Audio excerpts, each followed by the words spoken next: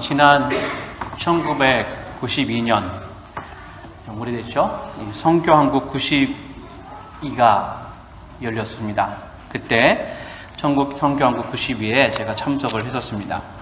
성교한국 92는 한국의 모든 선교단체들이 함께 연합해서 한국의 대학생들과 젊은이들에게 선교에 도전을 주기 위해서 개최한 대규모 연합 행사였습니다. 정말 엄청난 사람들이 성교한국 92에 참석을 했었습니다. 5,000명 이상의 젊은이들이 성교한국에 참석을 해서 복음과 선교에 큰 도전을 받고 선교에 헌신을 했죠. 지금 선교사로 나가 있는 많은 사람들이 실상 이 성교한국 92에서 복음을 깨닫고 선교에 헌신한 사람들이 많습니다. 그때 제가 놀란 것은 그토록 많은 젊은이들이 복음에 관심을 갖고 하나님의 일에 헌신하고자 했다는 것이죠. 그때도 이미 교회에서는 많은 사람들이 젊은이들이 복음에 관심이 없고 세상에만 관심을 갖고 있다라는 얘기를 했습니다. 제가 대학에 들어갔더니 대학에서 하는 얘기가, 대학의 그 선교단체에서 하는 얘기가 젊은이들 중에 약 3%만이 복음에 관심이 있다. 3%만이 하나님을 믿는다 이렇게 얘기를 했거든요. 최근에 통계를 봤는데 가장 최근의 통계입니다. 최근의 통계에서도 젊은이의 3%만이 복음에 관심이 있다는 거예요. 그래서 내가 25년 전이나 지금이나 어떻게 통계가 똑같냐 이런 생각을 했습니다. 이 말은 무슨 얘기냐면 한마디로 사람들의 관점에서 볼 때 젊은이들은 복음에 관심이 없다라는 얘기를 이제 하기 위해서 그렇게 얘기를 하는 것이죠. 그래서 그때나 지금이나 사람들은 젊은이들보다는 장년들을 전도하는 것이 훨씬 쉽다라고 그렇게 생각을 했었고 지금도 많은 사람들이 그렇게 생각을 합니다. 그런데 현장에서 본 젊은이들은 전혀 달랐습니다. 그들은 어른들이 갖고 있지 않은 순수한 열정과 복음에 대한 확신을 갖고 있었죠. 복음에 대해서 열려 있었고 그들은 복음을 들으려고 했습니다. 그러니까 젊은이들이 복음에 무관심하다는 것은 아주 잘못된 편견입니다. 바레인에서 사역을 하면서 과거에는 종종 주일학교에서 설교를 했습니다. 지금은 남성 구역 예배를 시작하고 나서 같은 시간에 남성 구역 예배가 있기 때문에 아이들에게 설교를 잘 하지 못하고 있지만, 아무튼 과거에 설교를 할 때마다 느끼는 것이 있습니다. 그것은 그렇게 작은 아이들이 말씀을 듣는 일에 아주 열중한다고 하는 것입니다. 여러분, 작년 설교를 준비할 때마다 제가 이 작년 설교의 특징은 무엇보다도 논리적이어야 된다는 것이죠.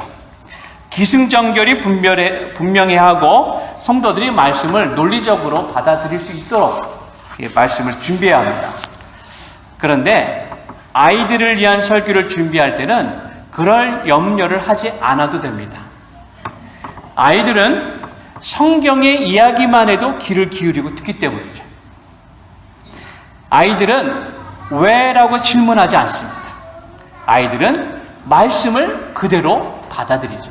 그래서 아이들에게 설교를 할 때마다 느끼는 것은 아이들은 스펀지처럼 말씀을 쭉쭉 빨아들인다는 것을 참 많이 느낍니다. 제가 전도사로 처음 사역을 시작했을 때 십자군 전도대라고 하는 조직에서 일한 적이 있습니다. 그때 저는 전주로 4개월 동안 파견을 나가서 근무했는데, 자주 주변에 있는 대학, 또 동네 놀이터, 그리고 주변 동네를 다니면서 전도를 했습니다. 지금도 마찬가지지만 특별히 노방전도라고 하는 것 굉장히 부담이 되고 또한 많이 힘든 사역입니다. 어른들을 전도하려고 아파트를 찾아가면 문도 열어주지 않습니다. 아마 지금도 마찬가지일 겁니다. 그런데 제가 대학 캠퍼스에 가서 전도를 하면 젊은이들은 제가 말을 하면 다 들어줍니다. 젊은이들은 물론 잘 들어주는 사람도 있고 안 들어주는 사람도 있는지 모르지만 아무튼 전도할 때 젊은이들은 들어줍니다. 종종 저희 사모와 함께 제가 있던데 동네 놀이터에 가서 아이들한테 전도를 많이 했습니다. 이 동네 놀이터에서 아이들을 불러 모으면 아이들이 사방에도 놀고 있다가 한 10명 이상 되게 좋게 모여서 아이들이 복음을 듣게 됩니다. 아이들이 저와 저희 사모가 그림없는 책을 준비해가지고 이제 그 아이들에게 복음을 전하는데, 아이들의 특징은 아주 눈이 초롱초롱하게 그 말씀을 잘 듣는다는 것입니다. 저는 아이들한테 전도할 때마다 어떻게 저렇게 눈이 번쩍번쩍 빛날까, 이런 생각을 갖습니다. 그리고 우리가 말하는 대로, 요구하는 대로 잘 따라합니다. 나중에 자, 너희들 이제 예수님을 구주로 영접해야 된다 하면서 이렇게 따라해요, 이렇게 하면은 거기 있는 아이들이 다 똑같이 따라서 기도합니다. 그래서 아이들 전도할 때 아주 큰 기쁨을 많이 느꼈습니다. 여러분, 사회적 편견하고 달리 제가 한 경험을 통해 제가 안 것은, 사람들은 젊을수록 혹은 더욱더 어릴수록 예수님을 훨씬 더 쉽게 믿고 받아들인다고 하는 것이죠. 어른이 될수록 잘 믿는 게 아니라 아이들이 될수록 더 잘 믿는다고 하는 것입니다. 우리는 아이들이 아무것도 모르고 나중에 커서 철이 들어야 다 알게 될 것이다 라고 생각하고 있지만, 어릴수록 아이들은 더욱더 순수하게 복음을 잘 받아들입니다. 제가 과거에도 제 어린 시절 얘기를 여러 번 몇 번 드린 적이 있는 것 같은데요. 제가 어렸을 때 늘 어머니를 많이 따라다녔습니다. 어머니가 저를 데리고 기도원을 많이 다녔습니다. 한 번은 제가 어머니와 함께 인천에 있는 한 기도원에 갔는데, 어머니가 너는 저쪽에도 기도하고 나는 이쪽에도 기도할게. 인천에서도 마찬가지였고, 전에 또 서울 삼각산에서 기도할 때도 있었는데요. 그때도 마찬가지입니다. 어머니가 저한테, 순표야, 엄마는 크니까, 어른이니까 이 큰 소나무를 붙들고 기도하고, 너는 어리니까 저 옆에 있는 저 조그만 새끼 소나무를 가지고 기도해라. 네가 열심히 밤새도록 기도하고 그 붙들고 기도하면 그 소나무가 뽑힐 거야. 저희 어머니가 그렇게 얘기를 하셨습니다. 어리니까 정말로 믿었죠. 밤새도록 그 어린 소나무를 붙들고 예, 제가 밤새도록 기도를 했습니다. 예, 못 뽑았습니다. 안 뽑힙니다. 여러분들 소나무 어리다고 여러분들 뽑힐 것 같죠? 안 뽑혀요. 그런데 그날 밤에 얼마나 열심히 기도했는지 정말 큰 은혜를 받았어요. 제가 초등학교 5학년 기억으로는 그런데 덜일 수도 있습니다. 4학년일 수도 있고 3학년일 수도 있습니다. 아무튼 아주 어릴 때 경험입니다. 성도 여러분, 분명한 사실은 아이들도 신앙적 분위기만 형성해주면 어린 나이에도 불구하고 은혜를 사모하고 예수님을 믿으려고 한다고 하는 것이죠. 제가 경험했던 것은 유치원에 다니는 아주 어린 아이인데 그런 아이들이 통곡하면서 회개하고 예수님을 구주로 영접하는 것이었습니다. 그것을 보았습니다. 성도 여러분, 여러분들 기억하십시오. 아무리 어린아이라 할지라도 하나님을 경험하고 예수님을 만날 수 있습니다. 우리 부모들, 어른들의 편견을 깨야만 합니다. 당신의 자녀의 믿음을 세우는 법이라고 하는 책을 쓴 앨리스 채피는 6세에서 8세 정도면 예수님을 영접하고 거듭남을 경험할 수 있다고 말했습니다. 앨리스 채피는 복음은 너무나 단순하기 때문에 아주 어린아이라 하더라도 하나님이 나를 사랑하신다라고 하는 말과 요한복음 3장 16절에서 하나님이 우리를 위해 예수님을 보내주셨다는 말씀을 이해할 수 있다는 것입니다. 어린아이들도 다 이해한다고 하는 것이죠. 제가 앞에서 말씀드린 것처럼 오랫동안 주일학교 설교를 하면서 아무리 어린아이들이라 하더라도 아이들이 하나님 말씀을 듣고 있고 그 아이들이 말씀을 통해서 예수님을 만날 수 있다고 하는 것입니다. 이것은 분명한 사실입니다. 놀라운 사실은 어릴수록 복음을 이해하지 못하는 것이 아니라 더 분명하고 확실하게 복음을 이해한다는 것입니다. 여러분, 오늘 우리가 읽은 말씀을 한번 보십시오. 예수님께서 많은 무리들에게 말씀을 가르치실 때에 어떤 어른들이 자기 자녀들을 데리고 와서 예수님이 안수해 주기를 바랬습니다. 그때 많은 아이들이 부모와 함께하는 것을 본 제자들은 아이들이 예수님 가까이 오지 못하도록 아이들을 막았습니다. 제자들의 관점에서는 아이들이 예수님의 사역을 방해하고 아무런 도움이 되지 않을 것이다라고 생각했기 때문입니다. 여러분, 아이들이 막 떠들지 않습니까? 아이들이 막 자기를 하죠? 우리가 어른들이 보기에 하나도 안 들을 것 같지 않습니까? 아이들이 더 잘 듣습니다. 아이들이 떠들고 막 움직이는 것은 아이들의 특징이죠. 그런 가운데서 아이들이 말씀을 잘 듣는다는 것입니다. 그러니까 아이들을, 여러분들 우리 아이들 데리고 오면은 엄마들, 아빠들이 아유, 우리 아이 때문에 내가 번거롭는데 이렇게 생각하지 마시고 아이들을 예배에 데리고 나오셔야 됩니다.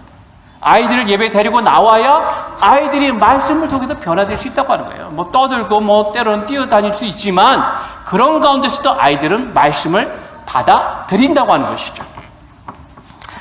예, 아무튼 제자들은 그렇게 생각을 해서 아이들이 오지 못하겠습니다.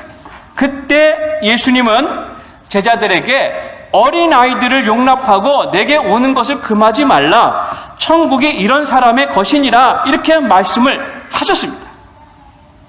여러분, 예수님은 분명한 이유를 들어서 아이들이 가까이 하는 것을 막지 않으셨죠. 예수님이 말씀하신 이유는 어린 아이들 같은 사람들에게 천국이 주어진다는 것입니다. 마태복음 18장 1절 이하에 보면 제자들이 예수님께 나와서 천국에서는 누가 큰지 물어보았습니다. 그때 예수님께서 한 어린아이를 제자들 가운데 세우시고 이렇게 말씀하셨죠. 진실로 너희에게 이르노니 너희가 돌이켜 어린아이들과 같이 되지 아니하면 결단코 천국에 들어가지 못하리라. 여러분, 예수님께서 하신 말씀의 의미는 무엇입니까?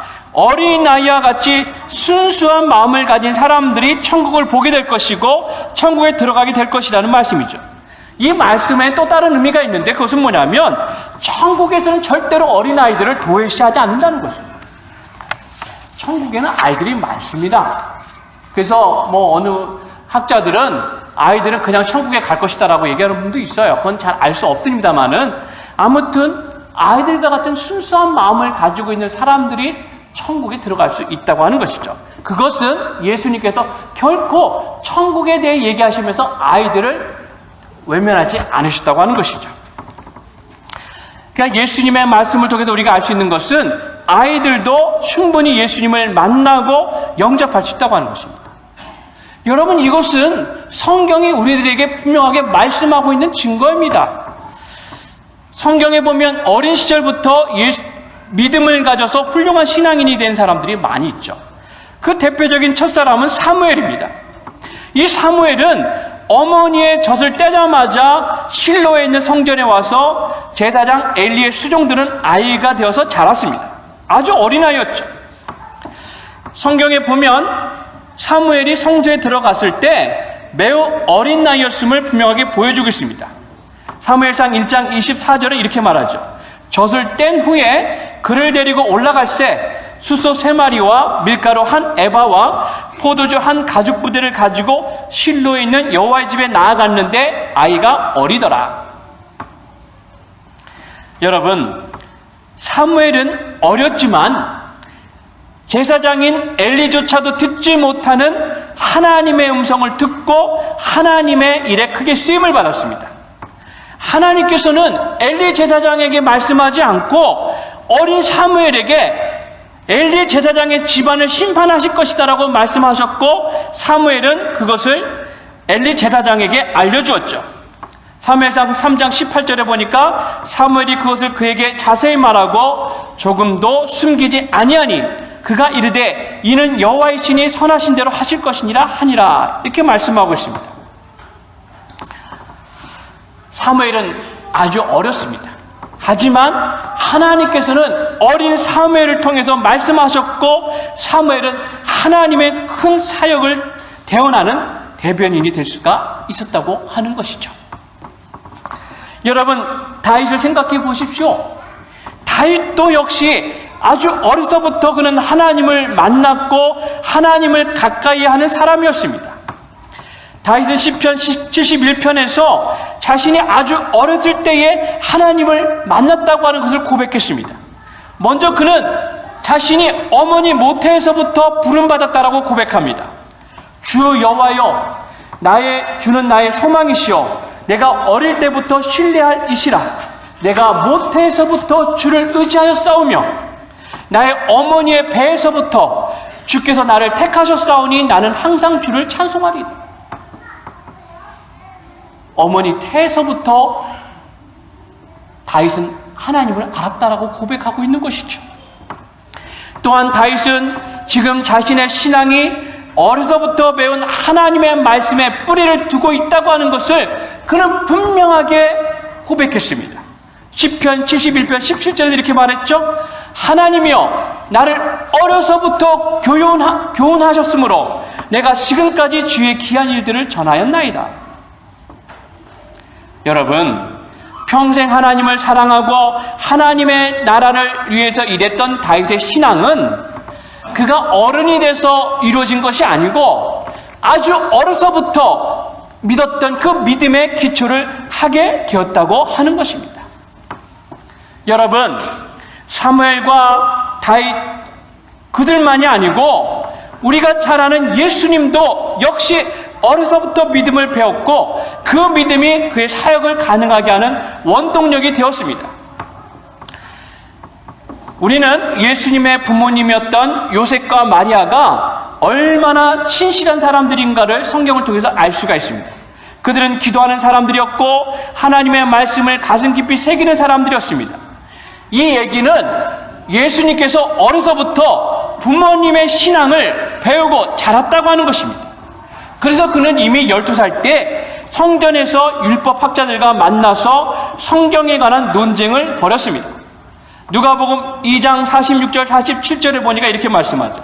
사흘 후에 성전에서 만난 지 그가 선생들 중에 앉으사 그들에게 듣기도 하시며 묻기도 하시니 듣는 자가 다 그 지혜와 대답을 놀랍게 여기더라. 12살 때 예수님의 모습입니다. 부모님들이 성전에서 예수님을 찾아 너 때문에 매우 근심했다라고 말했을 때 예수님이 내가 아버지의 집에 있어야 하는 것이 당연하다라고 그는 말해서 그의 부모님들을 놀라게 했습니다. 예수께서 이르시되 어찌하여 나를 찾으셨나이까? 내가 내 아버지 집에 있어야 될 줄을 알지 못하셨나이까? 하시니 누가복음 2장 49절의 말씀입니다. 여러분, 예수님의 모습이 우리들에게 보여주고 있는 것은 무엇입니까? 믿음은 어릴 때도 자란다고 하는 것입니다. 아니, 어릴 때일수록 더 잘 자라고 어린아이들도 하나님에 관해서 신앙에 대해서 충분히 알 수 있다고 하는 것이죠. 이게 성경이 우리들에게 말씀하고 있는 것입니다. 성도 여러분, 자녀들에게 신앙을 가르치고 그들이 예수님을 만나게 하는 것은 진정으로 다른 것과 비교할 수 없을 정도로 아주 중요한 부분입니다. 나중에 어른이 돼서 머리가 커서 자녀들에게 이것저것 우리가 잔소리하느라고 시간을 들이는 것보다 어려서 잘 양육하는 것이 훨씬 더 낫다는 것이죠. 우리가 크면은 잘 안 듣지 않습니까? 어렸을 때 말씀으로 양육하는 것보다 더 중요한 것은 없습니다. 성도 여러분, 자녀들에게 신앙을 가르치는 것 가장 중요합니다. 저는 주일학교 아이들을 만날 때마다 그 아이들의 신앙에서 놀라운 것들을 발견할 때가 많이 있습니다.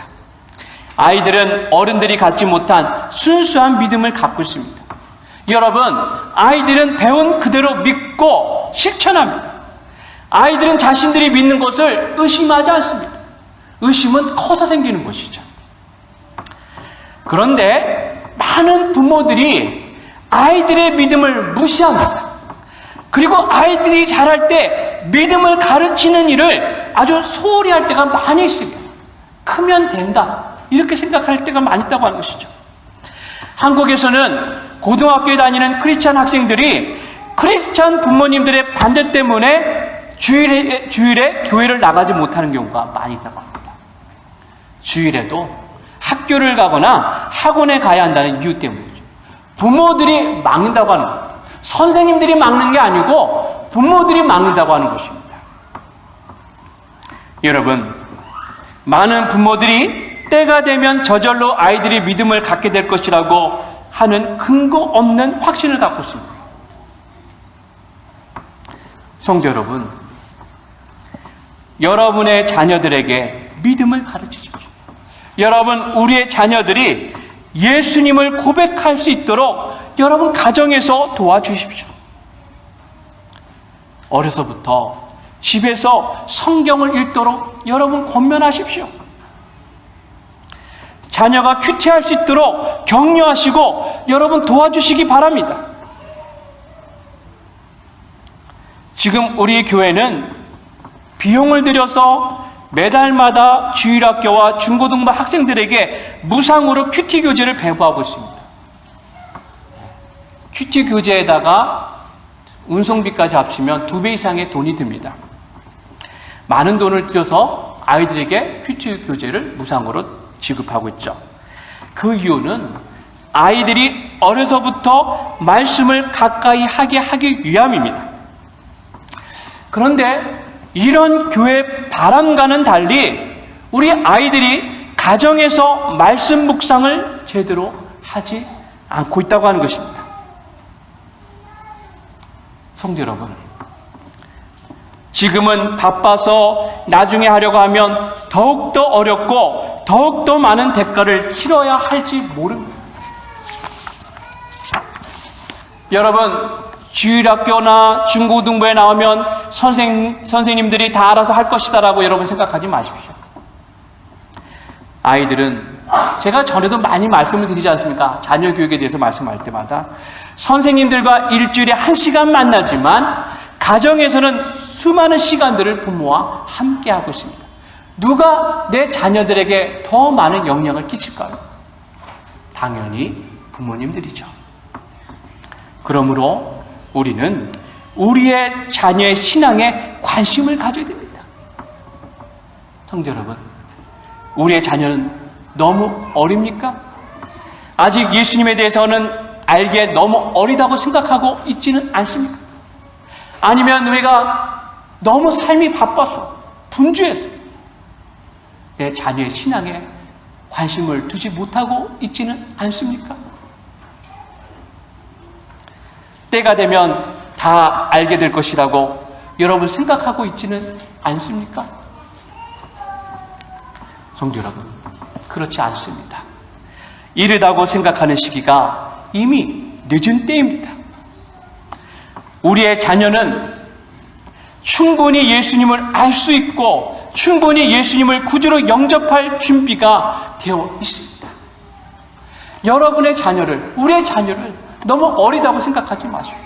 우리의 자녀가 하나님을 만나고 예수님을 만나서 일평생 주님과 동행하는 삶을 살기를 원하는 마음을 가지시고 우리가 기도해야 합니다. 그것보다 더 중요한 것은 없습니다. 세상에서 성공하는 것보다 예수님을 아는 것이 더 중요합니다. 그것이 우리 마음에 확 다가오지 않을지 모르지만 우리가 나중에 경험해보면 그것이 얼마나 중요한 얘기인가를 우리가 분명하게 알게 될 것입니다. 부모님들은 내 자녀의 신앙을 주의 깊게 살펴보아야 할 책임이 있습니다. 그리고 자녀들에게 예수님을 가르쳐주고 예수님을 구주로 고백하도록 도와주어야 합니다. 성도 여러분, 그것이 하나님께서 우리들에게 맡겨주신 책임입니다. 잠언 2장을 보면 아버지가 그의 사랑하는 자녀들에게 참된 지혜, 즉 하나님의 말씀을 가르쳐주고 있는 것을 알 수가 있습니다. 이렇게 말씀하죠. 내 아들아, 내가 만일 나의 말을 받으며 나의 계명을 내게 간직하며 내 길을 지혜에 기울이며 내 마음을 명철에 두며 지식을 불러 구하며 명철을 얻으려고 소리를 높이며 은을 구하는 것 같이 그것을 구하면 감춰진 보배를 찾는 것 같이 그것을 찾으면 여호와 경외하기를 깨달으며 하나님을 알게 되리니. 부모의 기도 제목 같습니다. 이러한 마음으로 우리가 자녀를 양육해야 될 것입니다. 사랑하는 성도 여러분, 지금 내 자녀는 어디 있습니까? 지금 우리의 자녀는 믿음 가운데 자라고 있습니다. 나는 내 자녀의 믿음을 위해서 하나님께 구하고 있습니까? 자녀들의 믿음을 부지런히 살피고 자녀들이 예수님을 구주로 영접할 수 있도록 기도하고 우리 자녀들을 믿음으로 이끄는 저와 여러분들 되시기를 예수님의 이름으로 축원을 드립니다. 기도하겠습니다. 사랑의 하나님 아버지, 감사합니다. 하나님께서 우리들에게 주신 가장 큰 축복은 바로 우리들의 자녀입니다. 하나님 아버지, 이 자녀를 주실 때 하나님은 우리들에게 책임도 맡겨주셨습니다. 내 자녀를 믿음으로 하나님을 경외하는, 하나님을 사랑하고 하나님께 영광을 돌리는 자녀로 키우는 것이 바로 우리의 의무입니다. 우리 눈에는 너무나도 어려 보이고 우리 눈에는 아직도 정말 믿음을 가르치기에는 어려 보이는데 하나님 아버지, 내 자녀는 이미 충분히 말씀을 듣기에 준비되어 있고 하나님을 알기에 준비되어 있는 것을 우리가 분명하게 알고 있습니다. 하나님 아버지, 주님 앞에 기도합니다. 정말 우리의 자녀에게 믿음을 가르치게 하시고 우리 자녀들에게 말씀을 가르치게 하시고 하나님을 경외하는 법을 알 수 있도록 우리가 우리의 삶을 통해서, 말씀을 통해서, 행동을 통해서 가르치는 우리 믿음의 부모들 될 수 있도록 하나님 도와주시옵소서.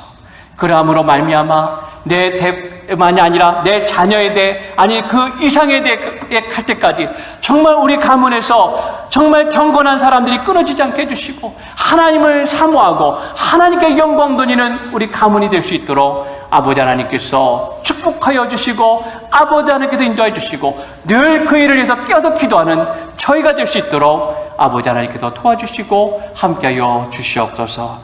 거룩하신 우리 주 예수 그리스도의 이름으로 기도드리옵나이다. 아멘.